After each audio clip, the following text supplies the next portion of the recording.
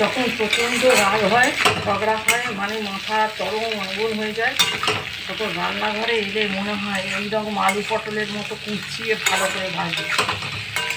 কিন্তু রাগটা যখন পড়ে যায়, তখন সেই অসহায় মানুষটা দিন আনতে যেন এমন করুণভাবে থাকে।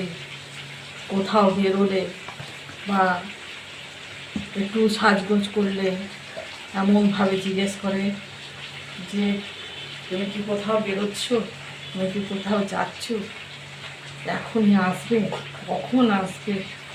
মনে হয় কি অসহায়। তখন এইসব ভাবনা চিন্তাগুলো আর আসে না।